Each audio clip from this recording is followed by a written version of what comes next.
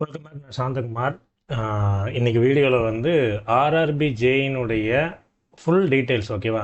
அதாவது என்ன தேவைப்படுதோ அதை மட்டும்தான் நான் வந்து நோட்டிஃபிகேஷன்லேருந்து எடுத்து அதை அப்படியே இங்கே வச்சுருக்கிறேன். இதனுடைய ஃபைல் வந்து நம்மளுடைய டெலிகிராம் சேனல், டெலிகிராம் குரூப் இருக்குது, அதுலேயும் நான் வச்சுருப்பேன். ஸோ எது நமக்கு இம்பார்ட்டண்ட்டு அப்படிங்கிறத தான் நம்ம இங்கே டிஸ்கஸ் பண்ண போகிறோம். அதை தான் நான் வந்து இதுலேயும் வச்சுருக்கிறேன், நான் பிபிடியாகவும் வச்சுருக்கிறேன்.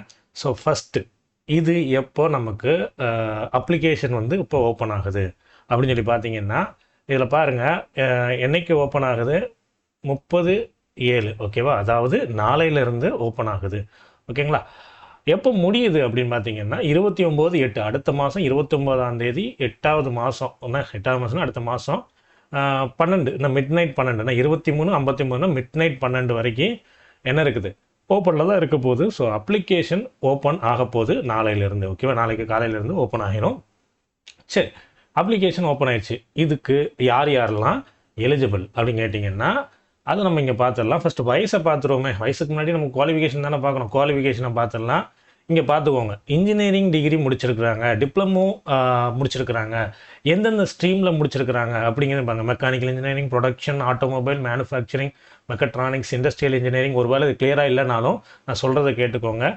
நம்ம ஃபைலும் நான் அப்லோட் பண்ணிடுவோம், ஓகேவா? Machining, tools and machining, tools. ஏன்னா என்ன பிரச்சனை அப்படின்னா, எல்லாத்தையும் நான் வந்து வாசித்தாதான் நமக்கு வந்து நம்ம இதை தான் படிச்சிருக்கோங்கிறது நிறைய பேருக்கு ஞாபகம் வரும். அதுக்காக தான் நான் வந்து ஒரு டைம் வாசிக்கிறேன்.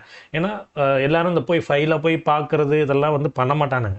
அதுக்காக என்ன பண்ணுறேன்னா, எல்லா இன்ஜினியரிங் நான் சொல்லிடுறேன், எந்தெந்த ஸ்ட்ரீமில் படிச்சிருப்பீங்க. ஏன்னா நிறைய பேர் வந்து ப்ரொடக்ஷன் இன்ஜினியரிங் படிச்சிருப்பாங்க, மெக்கானிக்கல் தானே கேட்டிருக்காங்க, நான் ப்ரொடக்ஷன்லாம் படிச்சிருக்கேன், எனக்கு கிடையாது அப்படின்னு நினச்சிட்டு இருப்பாங்க. அப்படிலாம் கிடையாது, இருக்குது. ரொம்ப சிம்பிளாக அதை மட்டும் நான் சொல்லிக்கிட்டு இருக்கேன், ஓகேவா? Machining engineering, tools and machining, tools and die, அதுக்கடுத்து combination of any streams of basic streams of about disciplines. இப்போ நான் சொன்ன அந்த இன்ஜினியரிங்கில் ஏதாச்சும் ஒரு சம்மந்தப்படுத்த, இப்போது எலக்ட்ரிக்கல் அண்ட் எலக்ட்ரானிக்ஸ் இன்ஜினியரிங் அப்படின்னு சொல்லி சொல்கிறாங்க பார்த்தீங்களா, அது அண்ட் அப்படின்னு சொல்லிட்டு இந்த நான் சொன்ன வார்த்தைகளில் எது வந்தாலும் அதையும் நீங்கள் என்ன பண்ணிக்கலாம், இங்கே அப்ளை பண்ணிக்கலாம். ஸோ அதுவும் ப்ராப்ளம் கிடையாது. இப்போது மெஷினிங் அண்ட் சம்திங் அப்படின்னு சொல்லிட்டு இருந்தால் அப்போ அவங்களும் இதுக்கு எலிஜிபிள் தான், ஓகேவா? இந்த மாதிரி டிப்ளமோ அண்ட் இன்ஜினியரிங்கில் உள்ளவங்க யாருனாலும் இந்த பெலோ ஸ்ட்ரீம்ஸில் நீங்கள் வந்து அப்ளை பண்ணிக்கலாம். இது வந்து மெக்கானிக்கல் ஓரியன்டான அந்த ஃபீல்டுக்கு. அடுத்த செகண்டு எலக்ட்ரிக்கல் இன்ஜினியரிங்க்கு வந்து எலக்ட்ரிக்கல் இன்ஜினியரிங் டைரெக்டாகவே படிச்சிருப்பாங்க. நம்ம ஊரில் வந்து எலக்ட்ரிக்கல் அண்ட் எலக்ட்ரானிக்ஸ் தான் இருக்கும், ஓகேவா? அவங்களும் இதுக்கு எலிஜிபிள் தான். அதுக்கடுத்து எலக்ட்ரிக்கல் இன்ஜினியரிங் சம்மந்தப்பட்ட பேசிக் ஸ்ட்ரீமான பேசிக்காக எலக்ட்ரிக்கல் வச்சுட்டு அட்டாச்சாக வேறு ஏதாச்சும் ஸ்ட்ரீம் இருந்தால், வேறு ஏதாச்சும் சப்ஜெக்ட் இருந்தாலும் ப்ராப்ளம் இல்லை, அவங்களும் எலிஜிபிள் தான். மூணாவது electronics, instrumentation and control, communication, அடுத்தது computer science and engineering, computer science, information technology, combination of sub streams, அந்த ஸ்ட்ரீம்ஸு. இப்போ வந்து சில பேருக்கு ஒரு டவுட்டு வரும், இந்த பிஎஸ்சி ஐடி முடிச்சிருக்கேன், பிசிஏ முடிச்சிருக்கிறேன், அதாவது bachelor of computer application, BCA முடிச்சிருக்கிறேன், பிஎஸ்சி கம்ப்யூட்டர் சயின்ஸ் முடிச்சிருக்கேன், அவங்கெல்லாம் இதுக்கு எலிஜிபிள் கிடையாதுப்பா. இன்ஜினியரிங் அந்த இதில் தான் இதுக்கு எலிஜிபிள். அதாவது டிப்ளமோ அல்லது பேச்சுலர்ஸ் டிகிரி, இதில் மேலேயே போட்டிருக்கு பாருங்கள், டிப்ளமோ அல்லது பேச்சுலர்ஸ் டிகிரி. பிசிஏ அலௌடு கிடையாது, பிஎஸ்சி கம்ப்யூட்டர் சயின்ஸ் அலௌடு கிடையாது, எம்எஸ்சி கம்ப்யூட்டர் சயின்ஸ் எல்லாம் அலௌடு கிடையாது, ஓகேவா? எல்லாம் அலௌடு கிடையாது. ஸோ இதெல்லாம் நீங்கள் வந்து தெரிஞ்சு வச்சுக்கோங்க. சிவிலில் பார்த்துக்கோங்கப்பா, BSc civil engineering 3 years course கூட இதில் வந்து அலோவ் பண்ணுறாங்க, ஓகேவா? பிஎஸ்சி சிவில் இன்ஜினியரிங் இது வந்து நம்ம ஊரில் அந்த அளவுக்கு இருக்காது, நார்த் சைட்லாம் இந்த கோர்ஸ்லாம் இருக்க தான் செய்யுது, ஓகேவா? சிவில் இன்ஜினியரிங், பிஎஸ்சி சிவில் இன்ஜினியரிங்கும் இதுக்கு அலௌடு தான். அடுத்தாப்பில் பிஎஸ்சி படிச்சிருக்கிறவங்களுக்கும் இருக்குது. யாருக்கு அப்படின்னு கேட்டிங்கன்னா, கெமிஸ்ட்ரி அண்ட் ஃபிசிக்ஸு, ஓகேவா? கெமிஸ்ட்ரி ஃபிசிக்ஸ் படித்தவங்களுக்கும் என்ன இருக்குதுன்னு பார்த்தீங்கன்னா, இங்கே ஒரு வாய்ப்பு இருக்குது ஜேஇ கேட்டகரியில், ஓகேவா? ஸோ ஜேஇ சம்பளத்தை பற்றி நம்ம பேசுவோம், ஓகேவா? BSc and BSc chemistry and physics CMA group, ஓகேவா? அதாவது அந்த மெட்டலர்ஜிக்கல் அசிஸ்டன்ட் சொல்லி சொல்லுவாங்க, ஆனால் அதுவும் ஜேஇக்கு ஈக்குவலான சம்பளம் தான், ஓகேவா? இது வந்து நம்ம இதில் கிடையாதுப்பா, கோரக்பூரில் தான் இருக்குது. ஸோ இதை நான் பற்றி பெருசாக பேசலை, வேணால் நீங்கள் வந்து பார்த்துக்கோங்க. ஆனால் இது நமக்கு தேவையில்லை, இது வந்து நீங்கள் பார்த்துக்கோங்க, ஓகே? நான் ஃபைலில் போட்டுருந்தா அதை பார்த்துக்கோங்க. ஏன்னா நம்ம இதில் இல்லை, கோரக்பூரில் மட்டும்தான் இருக்குது. அதை இங்கே நாங்கள் தெளிவாகவே இப்போ சொல்லியிருக்காங்க பார்த்தீங்களா, இந்த லெவல் 7 போஸ்ட்டு, ஓகேவா? இதை வந்து ஆர்ஆர்பி கோரக்பூர் ஒன்லி அப்படின்னே போட்டான். 17 போஸ்ட் தான், அது அங்கே மட்டும்தான் இருக்குது அப்படின்னு போட்டான். ஸோ அதை வந்து நீங்கள் என்ன பண்ணிடுங்க, அப்படியே விட்டுடலாம், ஓகேவா? இப்போது சம்பளத்தை பற்றி நம்ம பேசலாமா? சேலரி, ஜேஇக்கு எவ்வளோ சேலரி வரும்? 35,400 பேசிக் சேலரி. அப்போ 35,400னா அதில் வந்து டிஏ ஒரு 50% போடுங்க, அப்போ கிட்டத்தட்ட ஒரு 17,500 ரூபாய். இப்போ ரெண்டுத்தையும் சேர்த்தா 52,500 வெறும் பேசிக் பே ப்ளஸ் டிஏ. இது போக நமக்கு ட்ராவலிங் அலவன்ஸ் இருக்குது, அதாவது டிரான்ஸ்போர்ட் அலவன்ஸ் இருக்குது, ஹவுஸ் ரெண்ட் அலவன்ஸ் இருக்குது, உங்களுக்கு நைட் டியூட்டி அலவன்ஸ்லாம் வராதுப்பா ஜேஇக்கு. ஸோ இந்த மாதிரி 2 அலவன்ஸ் இருக்குது. உங்களுக்கு சாலிடாக கையில் எவ்வளோ இருக்குன்னா கிட்டத்தட்ட ஒரு 55,000 வரைக்கும் நம்ம கையிலேயே இருக்குன்னா இன்ஹேண்ட் சேலரி 55,000. ஓகேவா? டிப்ளமோ படித்ததுக்கு நமக்கு கவர்மெண்ட்லேருந்து கொடுக்க போகிற ஒரு சம்பளம் என்னது? In hand salary 55,000, diploma BSc chemistry and physics plus BE. ஓகேவா? இந்த லெவல் 7க்கு சம்பளம் ஜாஸ்தியாக வரும். இது வந்து கிட்டத்தட்ட 45,000 ரூபாய். அப்போது 27,500ன்னு வச்சுக்கோங்களேன்.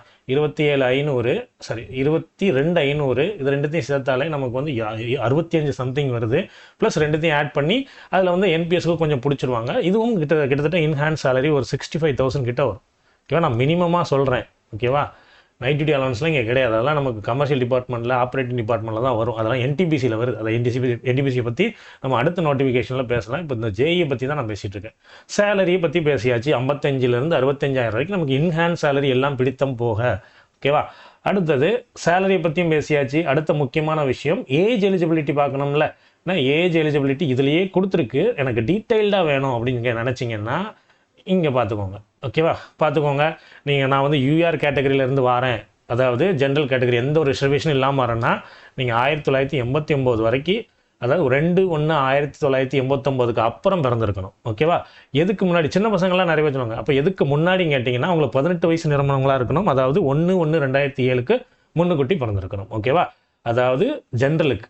அதே இது ஓபிசிக்கு வந்து 86 வரைக்கும் நீங்கள் என்ன பண்ணியிருக்கலாம், 86க்கு அப்புறம் எப்போனாலும் பிறந்திருக்கலாம். அதாவது 3 வருஷம் ரிலாக்ஸேஷன்.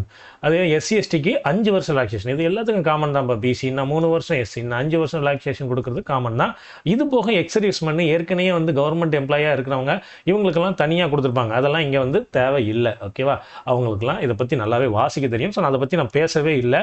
நீங்கள் வந்து சிம்பிளாக என்ன தெரியணுமோ அதை மட்டும் பார்த்துக்கோங்க. இது வந்து நமக்கு ஒரு 90s கிட்ஸு 80s கிட்ஸுக்கே இது ஒரு லாஸ்ட்டு ஒரு வாய்ப்பாக கூட நீங்கள் எடுத்துக்கலாம். ஆனால் 80s கிட்ஸுக்கு கூட இது வந்து ஒரு சூட்டபுளான ஒரு வேலை. ஓகேவா? ஈஸியாக கிளியரும் பண்ணிடலாம். அவ்வளோ கஷ்டம்லாம் கிடையாது. ரொம்ப ஈஸியாக கிளியரும் பண்ணிடலாம். ஒரு 10 நாள் தெளிவாக படிச்சிங்கன்னா போதும். சரி, இப்போ நம்ம என்னென்ன பற்றி பேசியாச்சு? அப்ளிகேஷன் டேட் பேசியாச்சு. அடுத்தது வயசை பற்றி பேசியாச்சு. யார் யார் எலிஜிபிள் அப்படின்னு பேசியாச்சுன்னா எந்த டிகிரி படிச்சிருக்கீங்க, என்ன டிப்ளமோ படிச்சிருக்கீங்கன்னு அந்த எலிஜிபிலிட்டி பற்றியும் பேசியாச்சு. சம்பளத்தை பற்றியும் பேசியாச்சு. அடுத்தாப்பில் மெடிக்கல் கேட்டகரி, இதுதான் பெரிய பிரச்சனையே. இது வந்து நிறைய பேருக்கு ரயில்வேயில் வந்து இந்த மெடிக்கல் ரொம்ப டவுட்டில் இருக்கிறாங்க. நிறைய பேர் என்கிட்ட பர்சனலாக நிறைய பேர் கேட்டுக்கிட்டு இருக்கிறாங்க. அதில் தான் நிறைய பேருக்கு ப்ராப்ளமும் வருதுன்ற மாதிரி சொல்கிறாங்க. ஸோ அவங்களுக்கான ஒரு கிளாரிட்டி தான் இந்த ஒரு ஸ்லைடில் நான் வச்சுருக்கிறேன். A3 அப்படிங்கிறது என்னென்னா, சரி, A3ல் வந்து பேசிக் இதுதான் நமக்கு வந்து ஜெயில A1 A2லாம் கேட்கல. பேசிக்னு சொன்னோம்னா இதுதான் டாப் எண்டுன்னு வச்சுக்கலாம். நான் வந்து கார் பற்றி பேசுகிற மாதிரி பேசுகிறேன். டாப் எண்டுன்னா இதுதான் ஹையஸ்ட்டு. A3 இருந்தாலே போதும். ஓகேவா?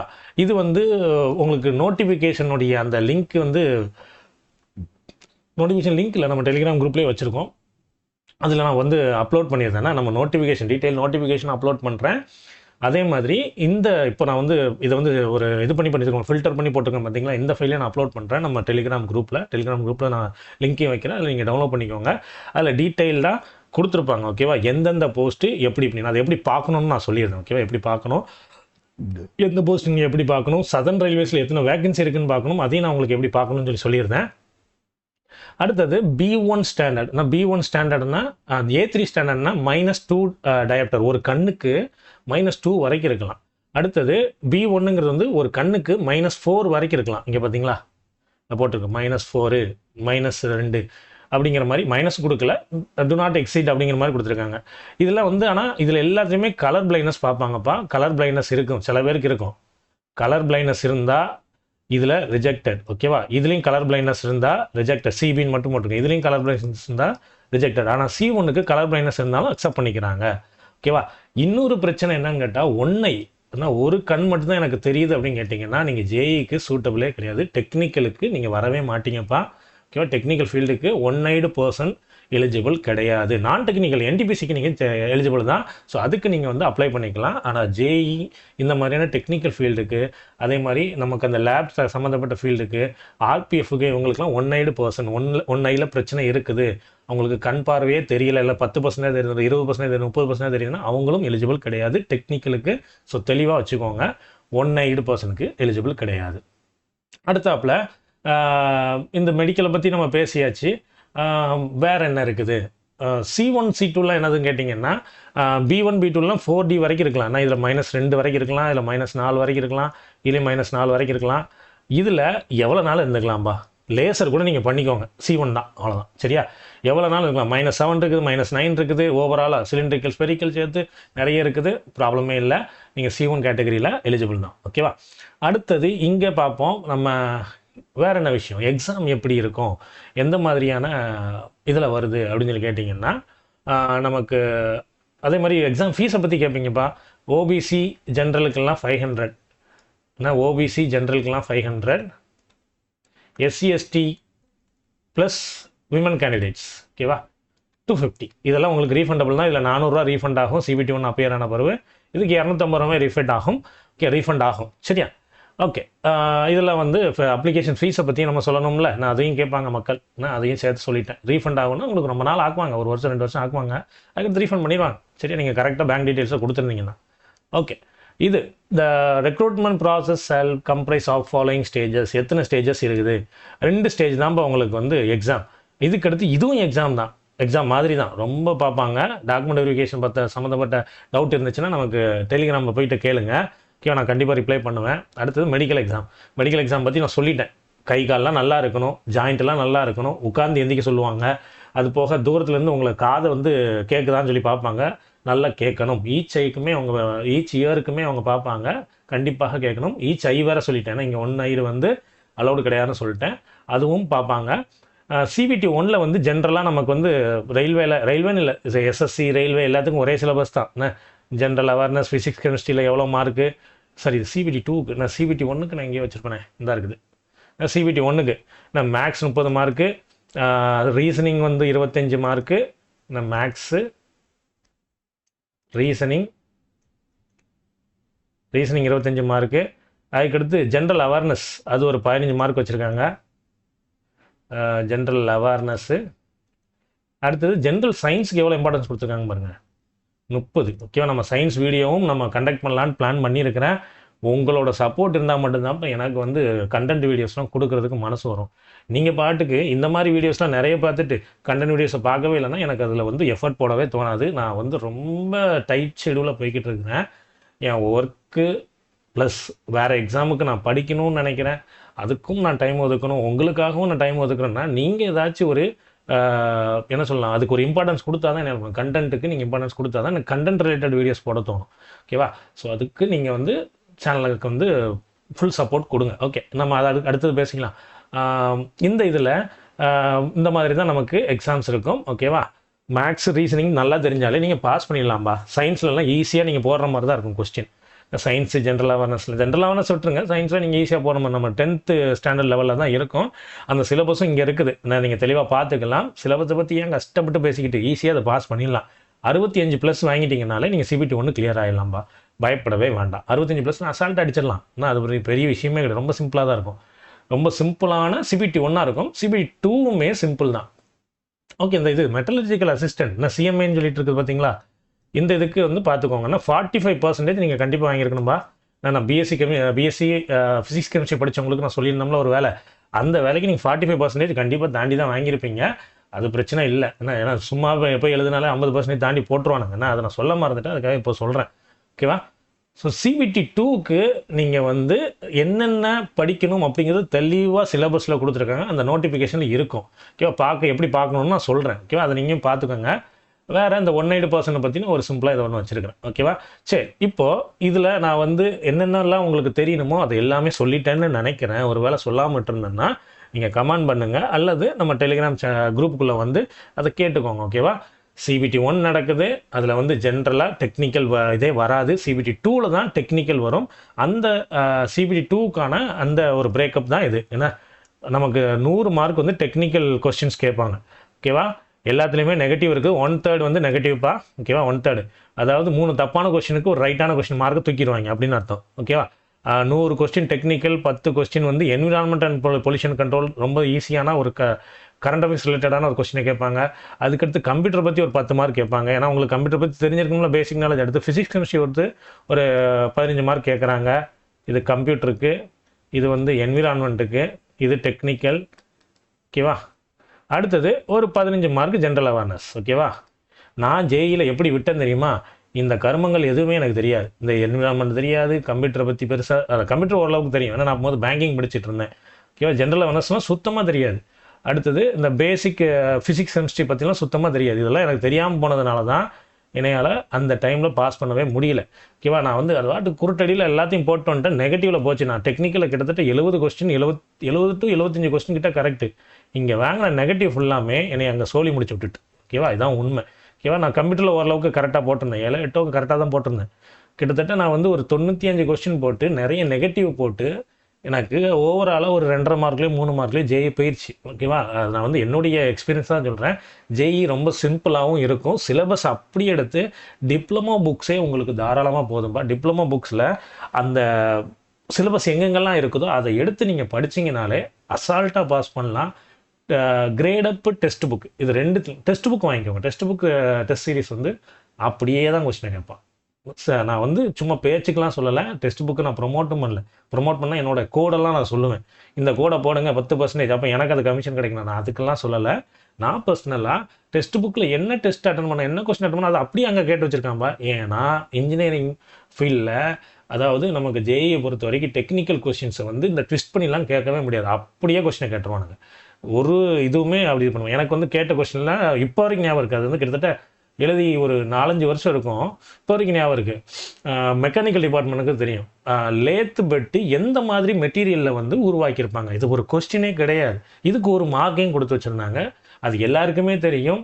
டிப்ளமோ இல்லை, ஐடிஐ முடித்தவங்களுக்கும் தெரியும். அது கேஸ்ட் அயனில் தான் அந்த லேத் பெட்டை உருவாக்கியிருக்காங்க. அது மற்ற டிபார்ட்மெண்ட் பசங்களுக்கு தெரியாது. இவ்வளோ சிம்பிளான கொஸ்டின்லாம் கேட்பாங்கப்பா. பயப்படவே வேண்டாம். நீங்கள் டெக்னிக்கல் அடித்து தூக்கிடலாம். அவ்வளோ ஈஸியாக இருக்கும். ஆனால் சிலபஸை கவர் பண்ணுங்கள், கரெக்டாக கவர் பண்ணுங்கள். டிப்ளமோ புக்ஸே எனாஃப், ஓகேவா? டெஸ்ட் சீரிஸ் வாங்கினா டெஸ்ட் புக்கில் வாங்கிக்கோங்க. எனக்கு வீடியோ கோர்ஸே வேணும்னா கிரேடப்பில் வாங்கிக்கோங்க. அங்கே நல்லாயிருக்கும். ஹிந்தியில் தான் சொல்லுவாங்க, இங்கிலீஷில் சொல்லுவாங்க, பார்த்துக்கோங்க, ஓகேவா? ஏன்னா நான் உண்மையாக தானே சொல்லணும். வேறு தமிழில் என்னென்ன சேனல் இருக்குல்ல, நான் பார்க்கலப்பா. அதனால் நான் வந்து சிம்பிளாக இது 2 மட்டும் சொல்லிட்டேன். இப்படி தான் நீங்கள் வந்து ப்ரிப்பேரும் பண்ணணும். அவ்வளோ கஷ்டம்லாம் கிடையாது. ஓகே, இப்போ நீங்கள் வேறு என்னென்னலாம் நீங்கள் பார்க்க வேண்டிய விஷயங்கள் இருக்குது அப்படின்னா,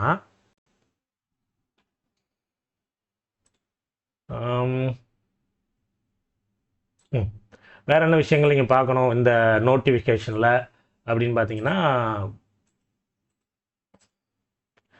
சிலபஸ் பார்ப்பீங்க, ஓகேவா?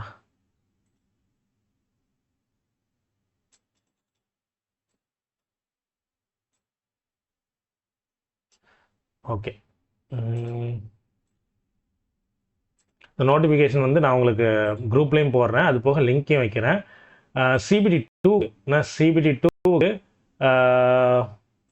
என்னென்ன சிலபஸ் கவர் ஆகுதுங்கிறது எத்தனாவது பேஜில் வருது அப்படின்னா, என்ன பேஜ் நம்பரோடு சொன்னால் தான் நம்ம மக்கள் வந்து போய் பார்ப்பாங்க. ஏன்னா அவ்வளோ சோம்பேறித்தனம், நான் போய் தேட மாட்டேன் அப்படிங்கிற ஒரு சோம்பேறித்தனம் இருக்குது. பேஜ் நம்பரோடு மக்களுக்கு சொல்லிடணும். அப்போ தான் ஜாலியாக போயிட்டு இது போட்டிருக்கு அப்படிங்கிற மாதிரி பார்ப்பாங்க.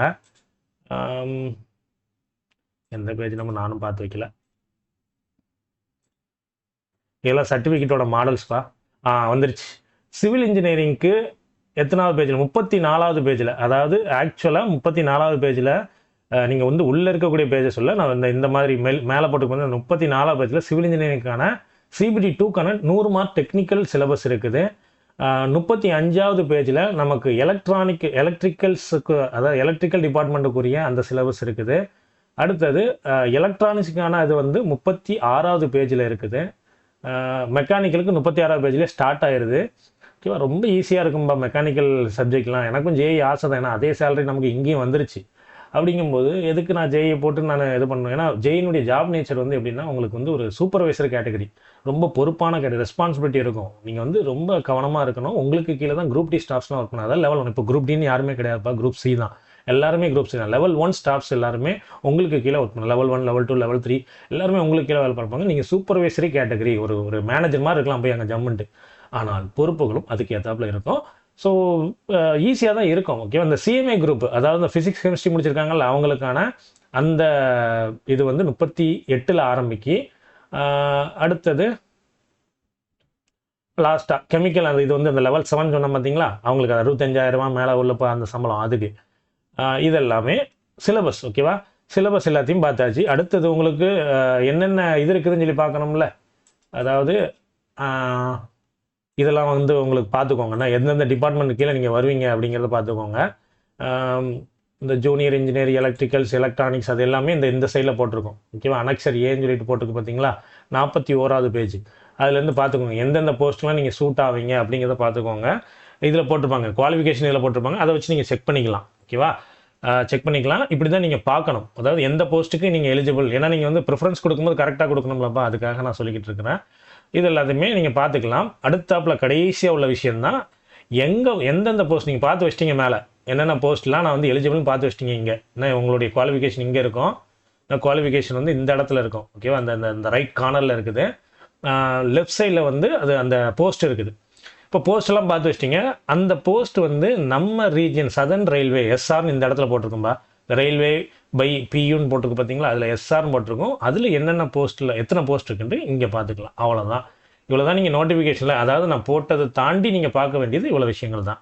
உங்களுடைய சிலபஸ்ஸு, அதுக்கடுத்து உங்களுடைய குவாலிஃபிகேஷனுக்கு ஏற்ற மாதிரி உள்ள போஸ்ட்டு, அந்த போஸ்ட்டு எந்த ரயில்வே, நம்ம சதர்ன் ரயில்வேல எத்தனை இருக்குது. வேறு ரயில்வே போய் எழுதுங்க, தாராளமாக எழுதலாம். ஆனால் ஒரு ரயில்வேக்கு மட்டும் தான் நீங்கள் அப்ளை பண்ணணும், இல்லைனா ரிஜெக்ட் பண்ணி விட்ருவாங்க. நீங்களே எவ்வளோ யோசிக்கணும், அவன் எவ்வளோ யோசிப்பான், அசால்ட்டாக ரிஜெக்ட் பண்ணி விட்ருவாங்க ஆதார் நம்பரை வச்சு. ஓகேவா? அவ்வளோதான்ப்பா. இது என்னுடைய எல்லா விஷயத்தையும் நான் சொல்லணும்னு நினச்சேன். ஒரு வேளை நான் சொல்லாமல் விட்டுருந்தாலும் நீங்கள் வந்து தாராளமாக கேட்கலாம். நான் வந்து உங்கள் கமெண்ட்ஸ்க்கு ரிப்ளை பண்ணுவேன். ஸோ இது ஜேஇ ஈஸியான ஒரு எக்ஸாமு. வடக்கன்ஸ்லாம் ரொம்ப ஈஸியாக மனப்பாடம் பண்ணிட்டு வந்து அடிச்சு விட்டு போயிடுவாங்க. நம்ம புரிஞ்சு படிக்கிற ஆளுங்க ஈஸியாக பாஸ் பண்ணலாம். ஸோ நம்ம சேனலுக்கு சப்போர்ட் பண்ணுங்கள். நான் கண்டென்ட் வீடியோஸ் போடுறேன், அதையும் தயவு செஞ்சு பாருங்கள். கண்டிப்பாக உங்களுக்கு எக்ஸாம் கிளியர் பண்ணுறதுக்கு, எஸ்எஸ்சி ரயில்வே கிளியர் பண்ணுறதுக்கு தேவையான கைடன்ஸ் ஃபுல்லாமே நான் உங்களுக்கு கொடுப்பேன். தேங்க்யூ. அடுத்த வீடியோவில் பார்க்கலாம்.